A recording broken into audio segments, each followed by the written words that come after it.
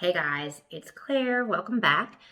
Today we're going to talk about 10 things that every beginning vegetable gardener needs to think about when you're starting your garden, and it's that time of year, right? So if you are watching this video, you're probably interested in getting something going, and I just want to share with you what I've learned from my experiences and what I've learned from learning from other people's experiences. So the number one thing that I want you to do, if you don't know it already, is find out what your growing zone is. Your growing zone is based on your first and last frost dates for where you live. And in the seed world, a lot of the language involves your, first frost or your last frost. And so you really want to find out what zone you're in. I'm in North Atlanta. We're in zone 7B. Our last frost date should be April 1st to April 15th, somewhere in there. Remember, it's weather, so it's never going to be specifically accurate, but that gives me a ballpark. So when I'm looking at seeds that say plant 2 weeks before your last frost, then I know around mid-March I can start getting these things going. If it says, 6 to 8 weeks before my last frost, then I'm looking at mid-February. So it's really important to just know your zone, know what your dates are, because everything that you do is going to revolve around that type of language. The second thing that I really want to advise you to do is to go ahead and pick your seeds and buy them now. Last year, when coronavirus hit, there was a big run on seeds and a lot of places sold out. This year, a lot of companies that have typically sold seeds are now only selling to wholesalers or only selling to growers. They're not even selling to the public anymore because there's been such a demand on seeds that they can't keep up. So I would really encourage you, even if it's in let's say it's winter or early spring right now when you're watching this and you want to plant something but it doesn't go in the ground till July, I would go ahead and buy those seeds now and just make sure you have them. So think about what you're going to want to grow for the entirety of this season and go ahead and get your supplies and get your seeds. Get all that lined up. Last year, we actually placed orders for our seeds in the fall for this spring and summer and got everything. And I have to tell you, one of my favorite seed places, Baker Creek, which is rareseeds.com, and I'll leave their link below. There was one thing that I didn't buy, and so I went online last month just to pick up that one thing, and it was sold out. So I was very grateful that we had gone ahead and made our order in the fall of last year. And a lot of these companies are really cool. You can pre-order something, and then they'll ship it to you at the right time of year. Like we got some organic potato seeds from Wood Prairie Farm in Maine. I'll put their link below too. But I ordered those last fall, but then they just shipped a couple of weeks ago and showed up at our house. Same with Stark Brothers. They shipped an apple and a peach tree, but these were things that I'd ordered last fall. So it's not going to hurt you to be organized and get your stuff, and then you've got it, okay? The third tip is know the difference between a direct sow and a transplant type of seed or plant.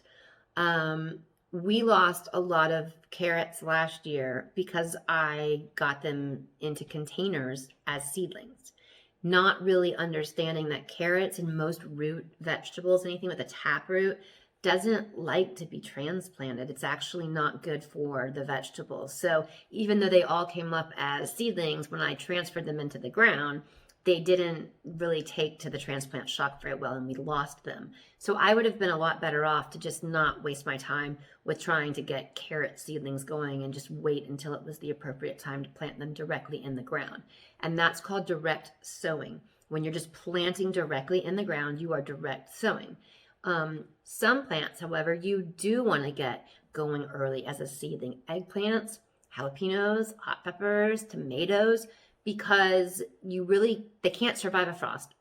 So if you're waiting to direct sow, you're not going to be able to get them out until, mid-April, maybe at the earliest, if you're where I live. And then they have to start. You're going to really cut into your growing season. But if you can go ahead and get those plants going right now, like where I am, this is the first week in March, I've had peppers and tomato seedlings going for 3 weeks. By the time my ground is workable, I'll have an actual head start on my plant, and that's going to really extend my harvest. So know which plants can do well with seedlings, know which plants can direct sow, and then really try to follow that guidance for those plants. My fourth suggestion is containers.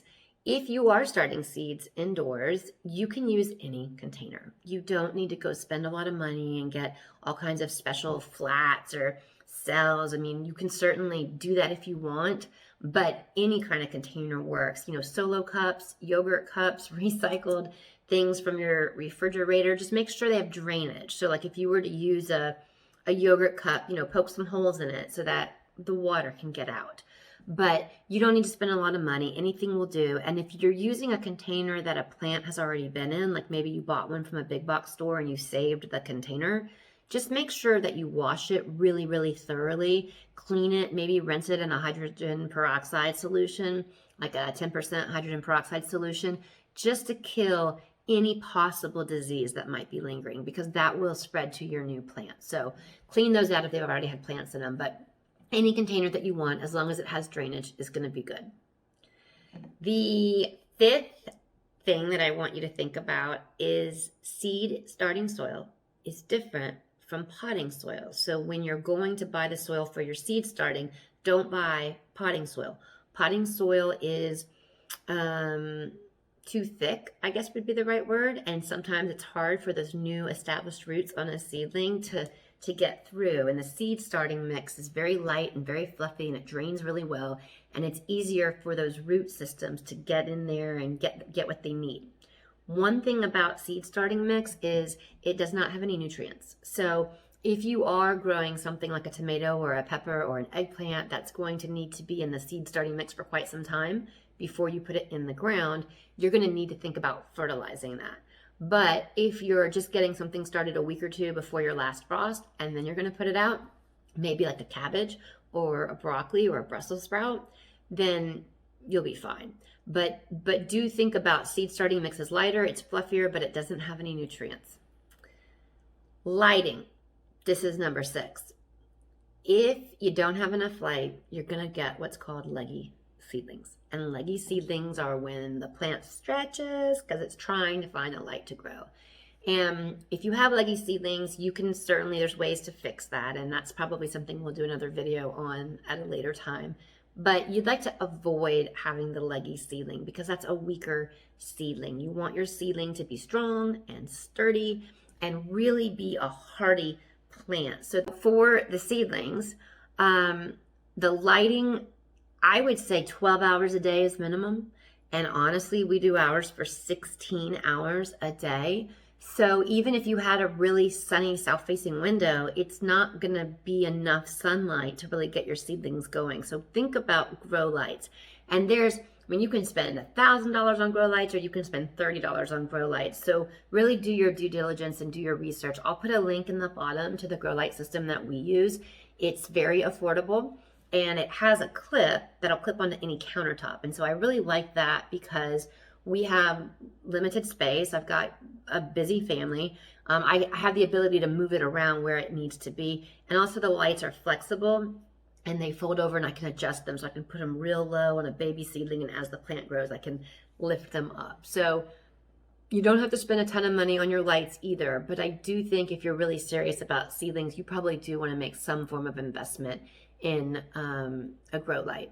And the other thing I want to say about lighting is if you happen to live somewhere like where I live, which is North Atlanta, where we're having, some days that are 60 and 70 degrees outside and very sunny, and then we're having, 3 days of 40-degree weather, you can take your plants and put them outside and on those sunny days and let them get that natural sunlight that way. And then you just know when the weather is going to turn cold, bring them in and use your grow lights. Which brings me to number 7, which is hardening off. Once your plant is at the size that you want it to be and you're ready to get it into the ground, you can't just take it from your kitchen into the dirt. You need to harden it off. And what that usually takes is about a 5-day process of taking your seedlings outside and letting them just get used to the wind and the temperature change. And it's going to help them get really strong and really sturdy so that when you do put them into that ground, which will be their permanent home, they're not going to have the shock and the stress of the transplanting. So make sure that you're thinking, hey, if I'm going to get everything in the ground on Saturday, I might want to start hardening off my seedlings on Monday. And the best advice that I've heard is on day 1, do it for a couple of hours and do it in a shady spot. And then by the time you get to day 5, they're in a sunnier spot for a longer amount of hours. So you're sort of stair-stepping it up so that your plant has their best chance for success. Number 8, weeds. Weeds are for real a problem. And especially where I am, where it's humid and everything grows like, you know. Last year we did not do a good job with our weeds. Sorry, that was my dishwasher. Last year we didn't do a great job with our weeds, and they got so out of hand, it just became really, really overwhelming. And we were fine in our raised beds, but the things that we had planted in the ground, like our blueberry bushes and corn, that was just kind of an ongoing effort. And it was really hot in the Georgia summer, and it was just kind of miserable. And we just decided that, you know, staying on top of the weeds is a lot easier. So this year we've paid a lot more attention in our non-raised bed areas to landscape fabric, cardboard, you know, any hint of a weed, pulling it immediately. So hopefully that's going to make a difference this year. But if you have a plant with a shallow root system and then it gets surrounded by weeds, the weeds could choke out your plant. And that's not what you want. So stay on top of your weeds. And pest control. If you're like us and you're organic gardening, pest control is going to be a thing. And last year, our biggest failures were not about growing food. Our biggest failure was keeping our food alive and protecting it from pests. I mean, we just really did not understand the bug issue and the fact that every plant has a different type of bug that's attracted to it.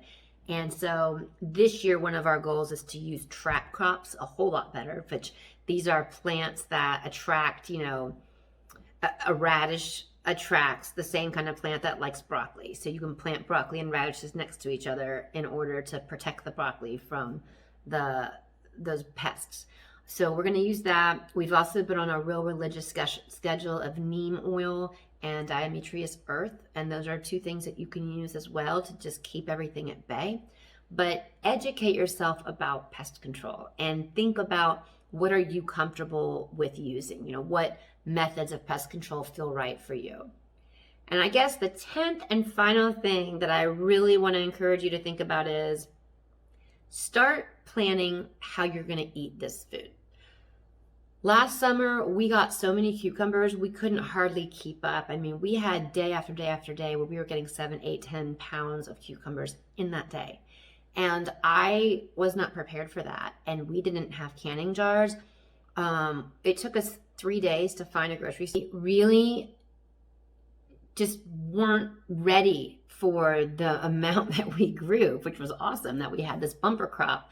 But it was also stressful. And I work a full-time job. My husband works a full-time job. We have busy teenagers in our house. I mean, this isn't like we have all the time in the world. And so we were always sort of caught with our pants down, trying to figure out a way to preserve the stuff that we couldn't eat.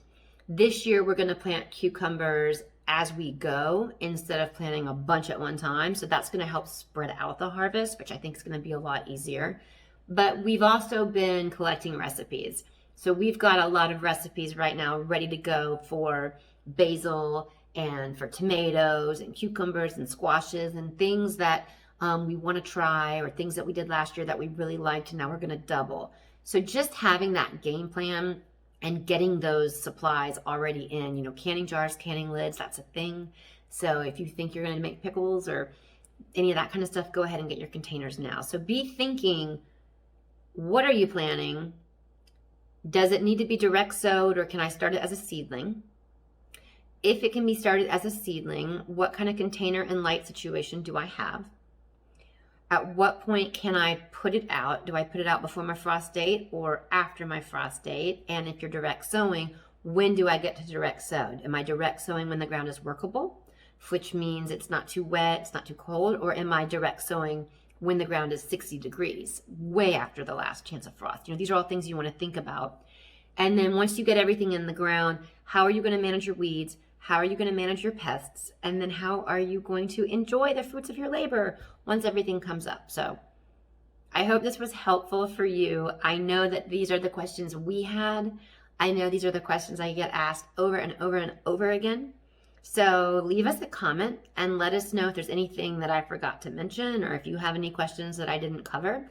And also give us a heart if this was helpful for you. And if you would be so kind as to give us a quick subscribe and like, that'd be great. When you subscribe, first of all, it's free and it takes like 2 seconds.